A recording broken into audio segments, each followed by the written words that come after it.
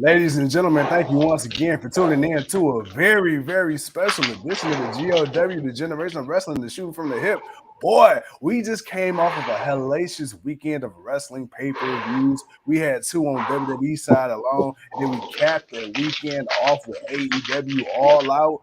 Bro, man, let me tell you, CM Punk, the best in the world, the second city son of Chicago, Illinois, got the people talking. Tony Khan got the people talking. Triple H got the people talking. Roman Reigns got the people talking. Jade Cargill got the people talking. And more importantly, MJF got the people talking. Bro, what is going on? What is going on? My God. Oh, my God. What's going on?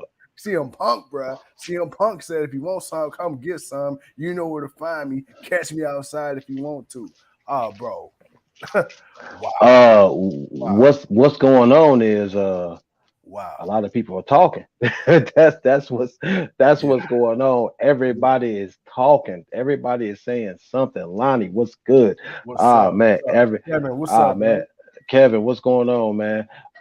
Man, look, man. Whew, man. Well, where do you want to start?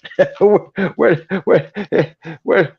the franchise want to begin at, man? Because I think we can go at any direction of where we want to go. It's going to all lead back to it's going to all lead back to the beginning. So, all right. Well, since all roads seem to lead back to CM Punk and his rant at the media scrum and the fallout from that, we're going to get to that really quick. Cheers to the people.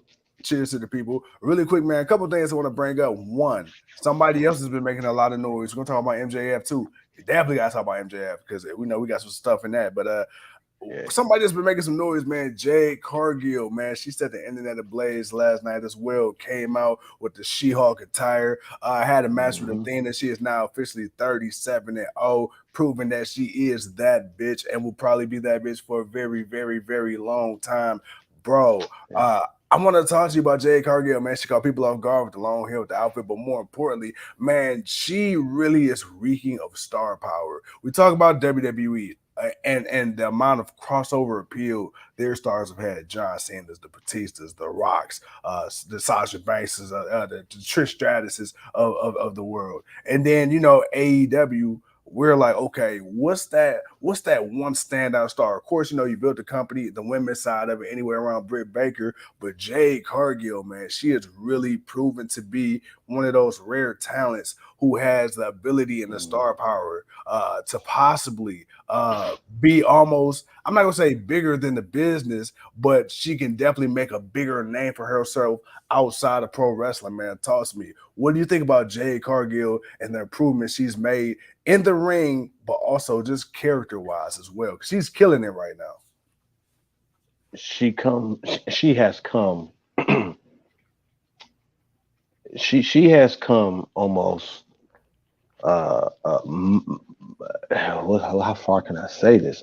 She has come miles and miles from the first day she showed from the first day when she showed up and cut that promo on Cody Rhodes, and then ended up having the the back and forth with Brandy Rose, which a lot of us we know how we all felt about that, and we all said, like, man, this girl she's stacked. Like, man, she's got muscles everywhere.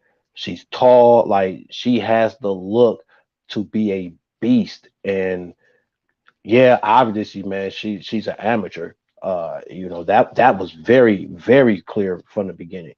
So for me, really just what do I think of Jade? I think that Jade has, again, come miles and miles and miles from where she began, and the repetition of her getting more time. That was the one thing that we were always kind of, making an issue about with Tony Khan and the women's division, was being able to see women consistently. And not only seeing them consistently, but they got to get in the ring. They got to get in the ring, and they got to get better. That and that's the one thing that I try to, get people to understand about AEW, man. Is like, you have to look at AEW kind of like an NXT. Okay. Yeah, they're trying to do what they're do and make it a big thing, but they're also taking a lot of people who are good but they need that repetition in the ring. They need to constantly get in the ring and work and on their craft and get better. And she's one of those people who have been working. Obviously, she's been working hard behind the scenes. Yeah. Once she started getting more matches in, right, once she started getting more matches in, you started seeing each match, depending on who she was fighting, you saw her level up. Yeah, there were some people, you expected her to just to run through. She was supposed to run through them. It was supposed to not be great. It was almost that Goldberg effect. Not all of Goldberg's matches were great matches. He ran through people. That's what he did. It was just the fact that he ran through people and it seemed like nobody could stop him. That's Jade. She's running through people and it seems like nobody can stop her, but she runs into a few folks that gives her a little problem. An Athena here, a Thunder Rosa here, a Tony Storm or Anna Jay. There's a handful of women that will give her a little run for money, but at the end, what do we see? We see her dominate, but we see her getting better. We see her adding to her repertoire as far as of the moves and arsenal and what she's doing.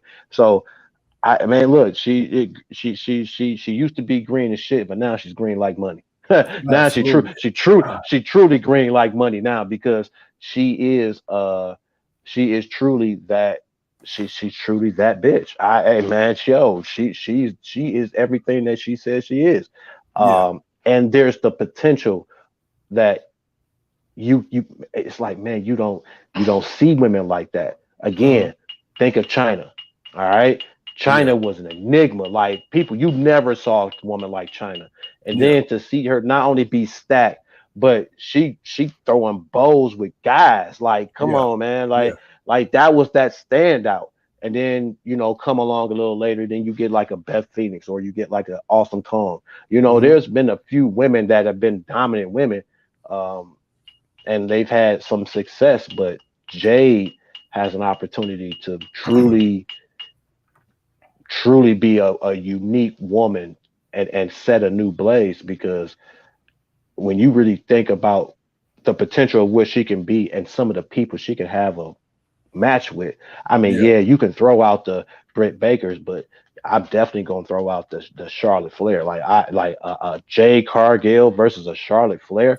Let Jade get a little more season. Let her put a little more season on Jade Cargill. And let's get her and her and a Bianca Belair. Oh hell yeah! I want to see her or a Rhea Ripley or a Raquel Guns. Like there's a couple of women. It's like, yo, I wouldn't mind seeing, what it would be like the kind of physicality, the kind of agility, or what we would see. So, as far as Jay, man, Jay's doing what she's doing. Yeah, you can still critique some stuff about her. Sure, she's still a little green, but she's her promos have gotten better.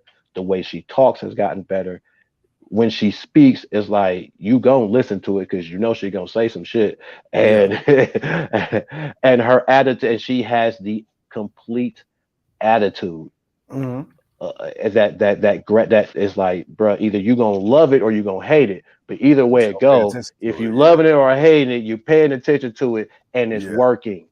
And we always say, either if it's when they don't give you nothing, that's when you fail, and she's getting it both, so therefore she's doing great. She's doing everything she needs to. Absolutely. Now, man, when they come in, man, topic number 2. So we got, man, the Joker. So last night, AEW All Out. It started off with a Casino Battle Royale, the Casino Ladder match. And the thing is,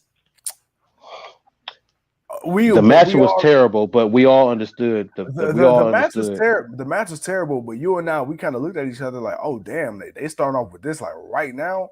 What do they got planned for the rest of the show? Because nobody, I don't think anybody was anticipating the Joker being revealed or even being mentioned that early in the show. We thought it was going to build anticipation, because as we will later see who the Joker was, MJF, we kind of figured some way or another, whether it was being involved in the match, before the match, after the match, during the match, we knew that if MJF was the Joker, he will somehow make his presence known. So when they revealed, okay, well, damn, this match is not really going to happen like that. Then Malcolm Bivens came out grabbed the damn casino chip, and then it was like, wait, we still got one more person left. Who left to come out? Oh, the Joker.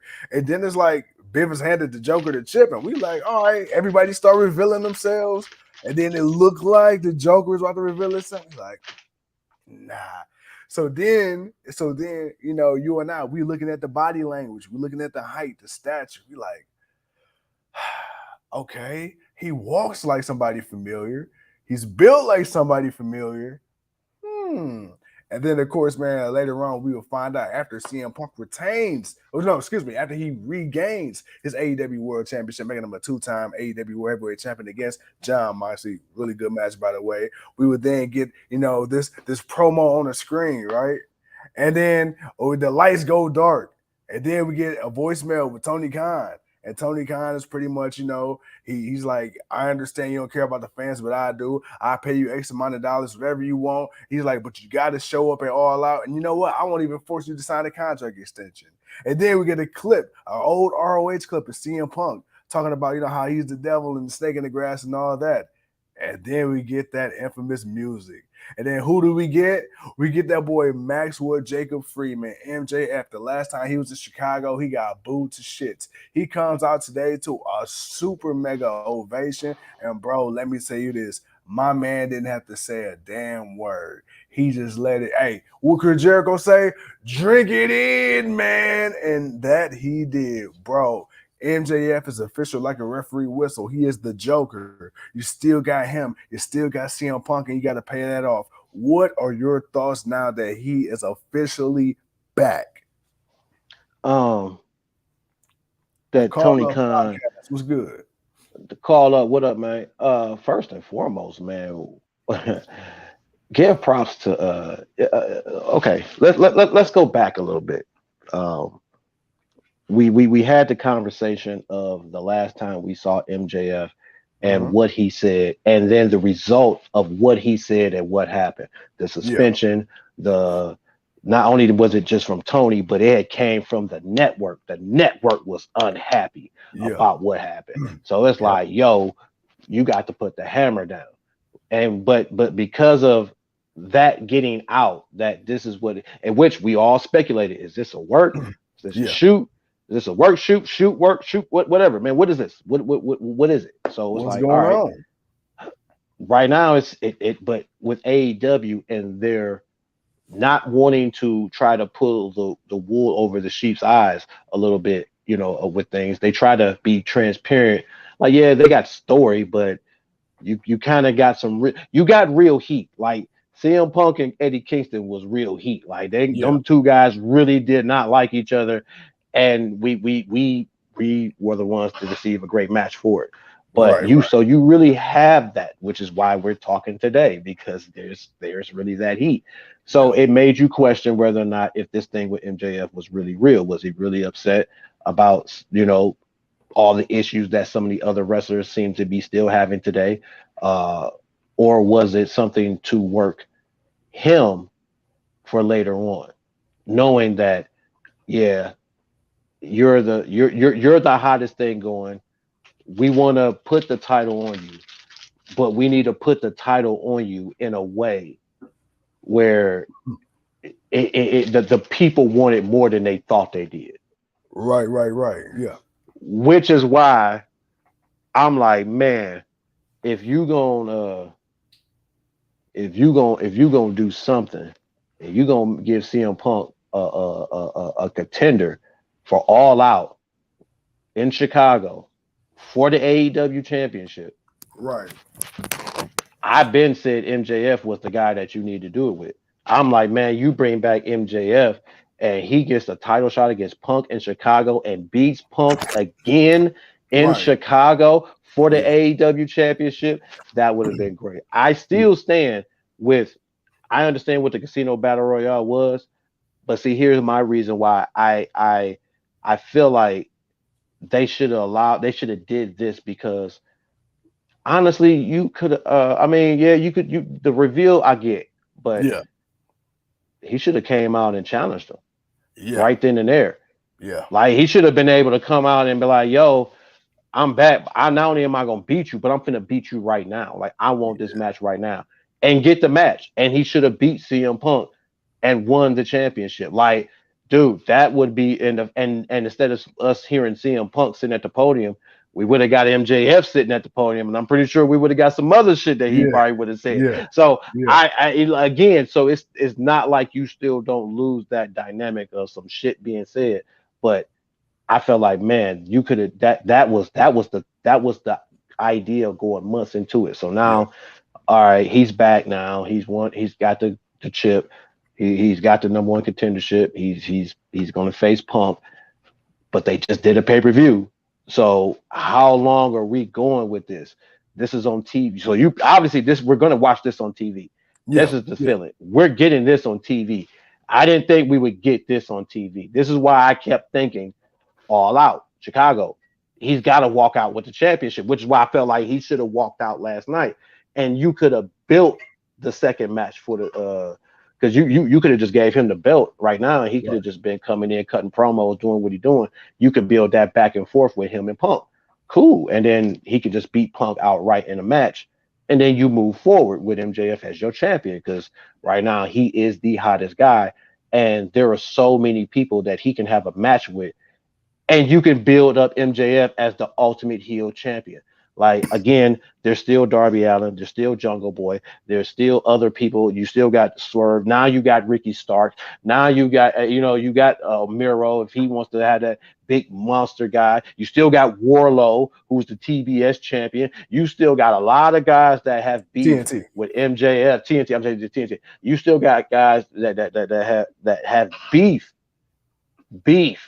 with MJF. So you have the people to build a good title run with this kid and shoot him to the moon. But the next pay-per-view ain't till what is it, September? No, so November. We gotta wait till November. So I'm assuming we're gonna get this title match maybe at the yearly premiere of Dynamite. I can see it. You know, they once the year comes up from the debut of the show, I think that's what's going to be the setup. I can't see. I mean, unless Tony Khan's got something else planned, like some special TV show or something like that he's going to do, or some. Well, I know they got the Arthur Ashe. I know the Arthur Ashe is coming and I think that's in September at the end of the month. I think. So then okay then I could see that. I could see CM Punk, because that's Arthur Ashe. They did great at Arthur Ashe last year when they debuted that Daniel Bryan versus Omega. Versus Omega. Like that was awesome. So if you're gonna do something else to kind of top that, CM Punk versus MJF, okay, I can see you do that, because you're gonna make a spectacle out of that. You're gonna have your best matches. You're gonna right now, when we get to Dynamite Wednesday, he's gonna start building for that. So I'll take that, but hey, MJF is back. Do I think he's going to run out his contract at the end of next year? Honestly, I think he already signed his extension, but for storyline purposes, Tony Khan's not forcing the issue. So we'll roll with it and see how it works out, man. Let's see. Before we get to our main event here, Leo says, since this is shooting from the hip, did y'all see the Scrum and Nick Hauser from Wrestle Inc. in front of Swerve and Lee asked TK if he thought of calling an audible in a tag match? That is disrespectful in my opinion. Yeah. Calling an audible because the fans were cheering for the Acclaim. Look, I wouldn't have called it audible, but because just for one, again, this was their testing ground. I don't think it was their moment to win the belts. I think that was their moment to show that they have graduated to the next level. Yeah. That they can go out here, have a great pay-per-view match, and people be invested into it. Right. That's what I took from that. It was a great match. It was one of the best matches on the show. They worked well. You had plenty of storyline, because when you had Swerve get hit by Lee, and then Lee hit Swerve, and and then it was like, oh shit, are they finna break up? But they seem cool. Yeah. But the Acclaim, they weren't the goofy themselves. Like they came show up. They showed up for work. They came. They tried to come and handle business. and they looked it good doing it, man. And this is one of the things where I say, and I think what really helped them is them having those singles matches, Yeah, seeing these guys have these one-on-one matches and them getting better with them one-on-one matches. Because again, man, Brian Danielson, he definitely showed, that Bowen is good. And then we got to see Max Caster have one-on-one matches with Moxley and yeah, other people. yeah, And they would hold on. They would, they would handle themselves pretty good. But later on, they as time got on, they got better with their promos and they got better in the ring as a tag team. So I could see why he probably would ask that, but it would. I agree with Leo. I think it was disrespectful to ask that question in front of the champs like that because that's disrespectful to them. yeah, Like call an audible. Like we may call an audible. I need to call an audible. If they would have won because they were the better team, they would have won because they're the better team. That's my answer. That'd have been yeah. my answer. But the better team won, so there's no need to call an audible. They were fighting for the championship. May the best man win. All right. I left it like that. Like, dumbass. You ask me a stupid question. Come on, man. You ask me a stupid question like that. You obviously don't do this daily. You must be some new guy. Well, speaking of calling the audible, I bet Tony Khan probably wished he could have called the audible at some point during this press conference, but we got CM Punk, man, the man of the hour. Hey, Tony man. Khan himself, he had a Hey. lot to say. He definitely had a lot to say. Hold on, wait. Speaking of CM Punk, okay, so we got They said CM Punk is a locker room cancer, brought a man that still couldn't draw ratings. We're going to talk about that right now because we want people's opinions. What's up, So That's a long hell of a story name. short, CM Punk, he had a rant at the media scrum yesterday. A lot of what he said, That's a I nice way of agree. saying it. I agree with. I agree with a lot of stuff he said. There was some stuff that I probably wouldn't have said, but I'm not CM Punk. He's his own man. Mm. But CM Punk, man, he called out a lot of stuff, right? He called out a lot of things, and one of the things he called out was the favoritism of the media, quote unquote, the wrestling media, and how things have kind of gotten skewed. And he took shots at the EVPs, the Young Bucks, Kenny Omega. He took shots at Hangman Page, MJF. He talked about how these guys could manage a Walmart, let alone a professional wrestling company, and he really put it out there. And for those who don't know, there's been this rumor going around that Tony Khan had moved Colt Cabana from AEW and then put him in a role in ROH because of the history that Colt Cabana and CM Punk had. Tony Khan basically answered that question, I guess, on the media call or whatever that happened a while ago. And then from that day forward, man, rumors have been running amok that, CM Punk was the reason behind that. CM Punk then went on, man, to call out any and everybody. And long story short, says, if you got a problem, come see me in the back. Well, the wrestling internet community didn't seem to really take too kindly to those comments, as people have pointed out, bro, you had 2 professional UFC matches, you ain't won not a single one. So a lot of people are thinking like, hey man, you're writing checks that your ass can't cash. Also, a lot of people seem to feel like CM Punk was very unprofessional. Now, I will say this: do I feel like CM Punk maybe took liberties with the media scrum? Sure. Do I feel like there were certain things he said maybe could have and should have been kept in house? Sure. But at the same time, I think in a world of blurring the lines like professional wrestling, in a world where you don't really know what's real and what's fake, or what's to shoot and what's to work or what's to shoot work, right? I'm not going to be one of those fans to go against CM Punk, and I'm gonna tell you why. You want realism, you got realism.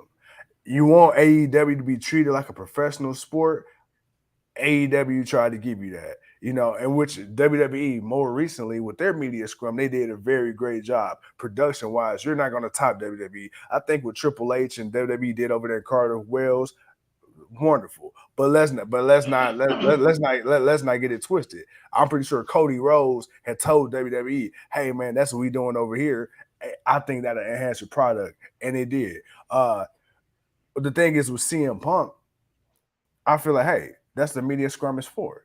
You know, I mean, how many times have you watched an NBA media scrum or an NFL media scrum, and you know, a team just got off a real bad loss, the players are heated, you in the moment, and it's like, you know, somebody asks you a quote unquote dumbass question, you know, and then, you know, hey, you know, he got to a point with Marshawn Lynch, he just shut down completely and said, hey, I'm just here so I don't get fined.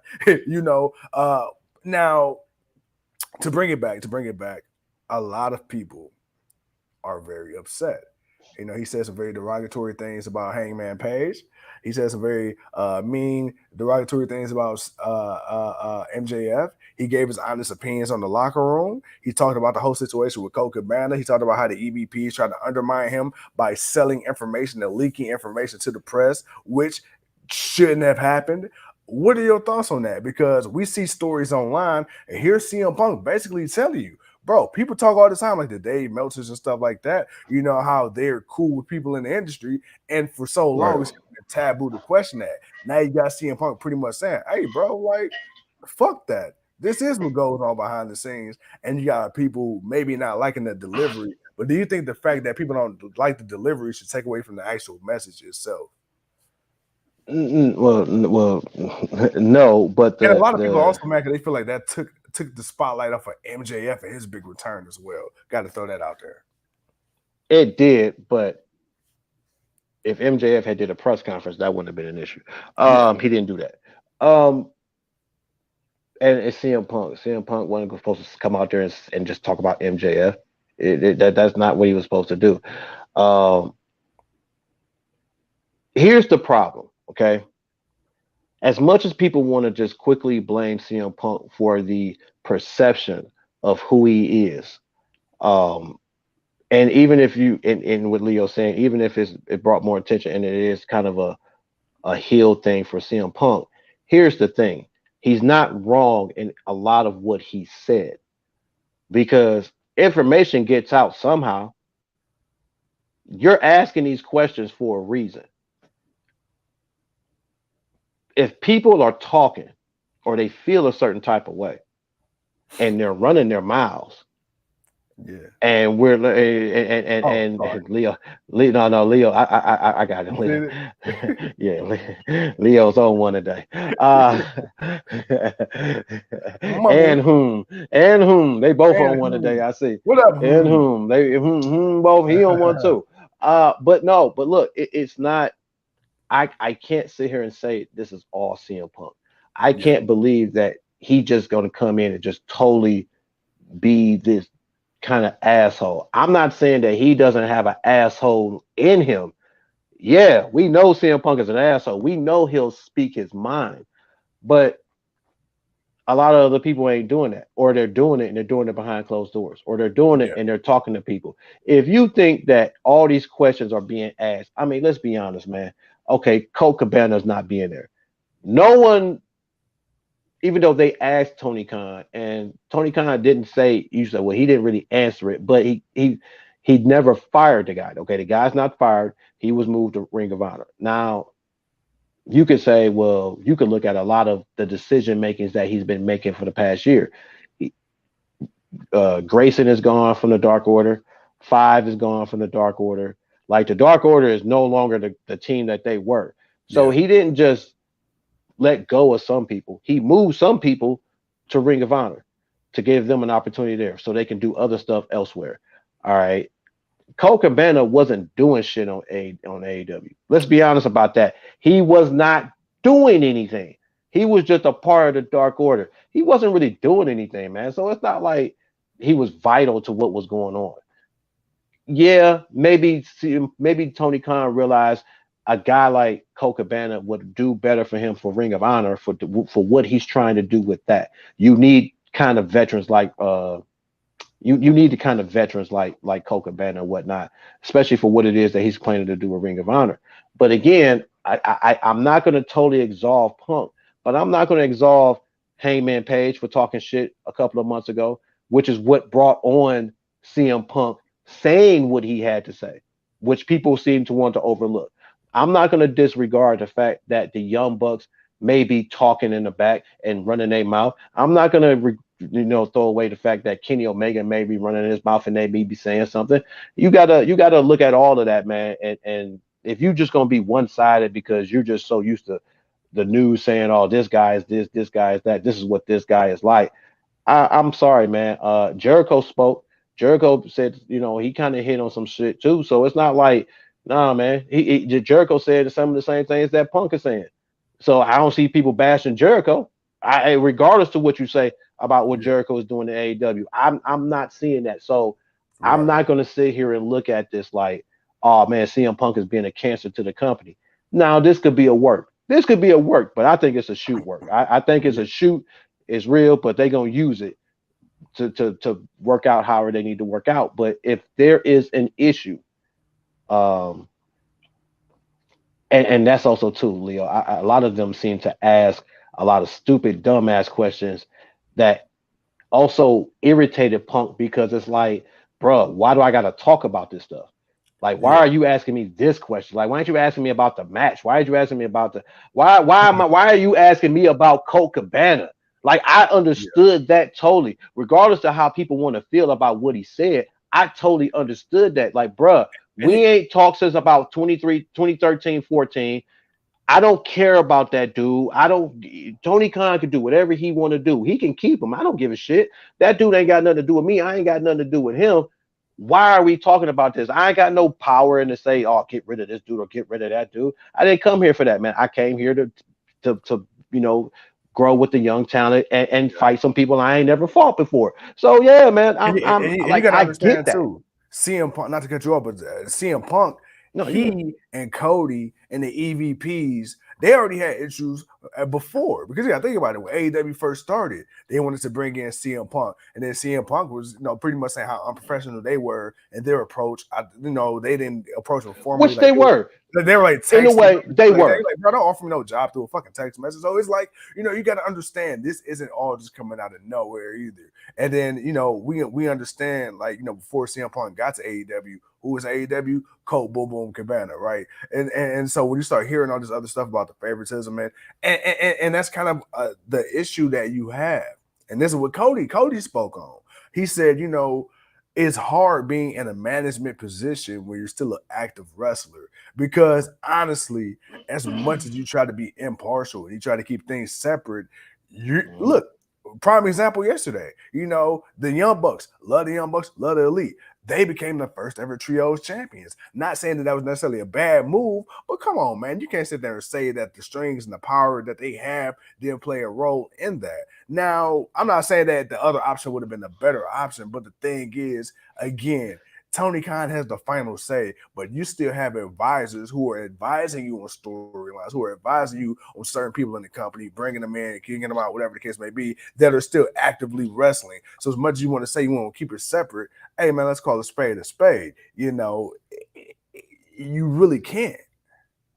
Now, when they announced the Trios Championship, who did I say I think should win? Best Friends. Why did I say I think they should win? If I'm not mistaken, I don't want to paraphrase too much, but you said they were one of the original tag teams of AEW, one of the original trios teams of AEW. That was a trio from the jump. And have not won anything. They have won 0 championships. Yeah. So when they were in the championship and it wasn't going to be Page, all right, well, he's not joining the Young Bucks. But even if he had joined the Young Bucks and it was Page and the Young Bucks, and let's just say Kenny Omega didn't come back, I still felt like it should have been them. Why should I feel like it should have been them? Because, man, that Orange Cassidy and the Best Friends, they have been over for 3 years straight. They have never fallen off. People have always loved the Best Friends ever since they have been in AEW. And these dudes, regardless if it's been injury, and they've dealt with injury. Orange Cassidy's dealt with injury. Trent dealt with injury. Chucky, he dealt with injury. So everybody dealt with injury, but when they were there together as a team, they were always a fan favorite. The people always cheered them. I'm like, yo, they should face the Elite. Like, it should be the Young Bucks, and if it was Page or Omega, whoever, they should face them in the finals. But they should win the finals. Let them be the trios champion. You got a Orange Cassidy with the Best Friends. Come on, man. That would have been a cool little thing. And so when I look at it like that, and then you look at who actually won, it's kind of like, man, I see the how are you gonna complain about what CM Punk is doing? But this is some of the things that not only Cody has complained about, but other people have looked at too. Like, dude, we understand you want to introduce these trios championships, and you could have introduced them by being in the finals and putting over someone else to get some shine. Yeah. They didn't have to win it first. I'll be honest with you. Omega and them did not have to win them first. Yeah. You could have let the best friends, if the storyline wasn't for the Dark Order to be having a missing person, so you would have to put Adam Page in the match, and you was only doing that for the storyline. Yeah. It's like, bro, you bump, and I feel like that's what bumped the best friends, because people wanted to see the best friends. They was like, yo, man, people like this team, man. They want to see them, man. It's Orange Cassidy. Come on, man. You got to give the people what they want. And this is what the people want. They wanted to see them do something. Yeah, it's cool that Orange Cassidy's going to fight Pac for the Mid-Atlantic Championship, but as an overall team, one of the original teams who started out in AEW is like, yo, they're like the really last group that really need to do anything. I mean, the Dark Order needs to do something too, but the Dark Order had to come and go to kind of reestablish themselves. It seemed like Santana Retreat, that ship sailed. So yeah, that ship to sail. So you don't have that there. And so it's like, man, who else do you have to really put a championship on that I think Phil deserves it? Like you could have did some stuff with them, and it's not like you don't have teams to fight with the best friends. It's the best friends, dude. Come on, man. People love the best friends. They're one of the most over acts in AEW. So I also look at that decision making. Yeah, Tony Khan got the final say, but they didn't have to win that match. They could have said, "Nah, we gonna make it to the finals, but we gonna put them guys over, and we gonna let them do what they do." And that's exactly what I was about to say. I mean, the Young Bucks, the longest reigning, I think, tag team champions in AEW history. Kenny Omega, he was a belt collector. He did this damn thing. He absolutely ran AEW. Them as a unit ran the company literally behind the scenes and in front of the camera forever. So I mean, them being in the finals made sense, but it should have been as them putting over whoever. And not only that, if they're not leaving, when the Undisputed Elite comes back, the best friends could have been the trios champion until you were ready to do that. That whenever they were all able to come back or House of Black would have been a good choice too. The House of Black or the best friends. Those were really two of my choices that I really thought would win the trios championship. Where I felt needed to win the trios championship, but I wanted the best friends because they've been there longer. They've been over. I wouldn't have mind seeing the best friends in the House of Black fight over the trios championship. You could have been working that while you trying to work Kenny getting back in and getting back from injury. You waiting on Adam Cole and Kyle O'Reilly to see what's going to be up with them. You could have let somebody else kind of get this in. Bobby Fish is gone from AEW. Oh wow, didn't even realize he was gone from AEW. Well, never mind then. Guess I know where he's going back to. But either way of what I just said, the Elite didn't have to win. And you could have put somebody else over. So I look at all of what's going on between Punk and what he's saying and how he's feeling. And granted, he's got a legitimate gripe because, like Leo said, man, these reporters are asking dumbass questions, and they're asking stuff that's going to create a situation. And like, Punk's not going to back down from it. Let's be real. They know, man, it's clickbait. And he wasn't going to back down from it. Of course. And the type of person CM Punk is, and that's not no shade. It's like, but CM Punk, he's already like, hey, bro, like, when he get going, he get going. MJF, when he get going, you get going. I mean, come on, bro. Keith Lee, really? Like, that's probably one of the most unproblematic fucking people you probably have on the roster. And you're going to sit there and you're going to ask this man and Swerve Scott, Strickland, in front of the boss. Now you're going to put the boss on the spot, because my thing is, y'all didn't do it where it was just them and Tony Khan, or it was the reporters and the talent. You gonna ask the talent, do you think the boss made a bad decision in front of the boss? As if even if they felt like that, bro, they not gonna play themselves or play TK. But you ask that because you put them in the position. It's like, okay, damn.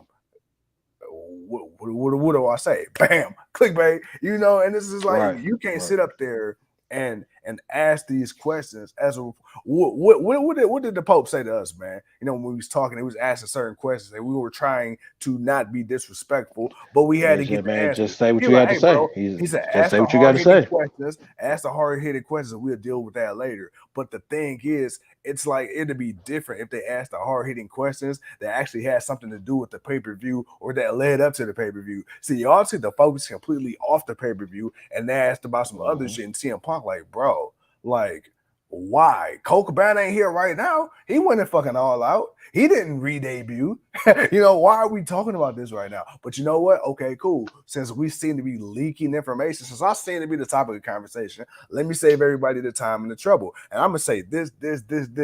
So guess what? So when y'all reporting y'all dirt sheets about beef with me and Hangman Page, you goddamn right. He's a fucking airhead. When you report your reports about me and Colt Cabana, guess what? He shares a bank account with his mom. You absolutely damn right. But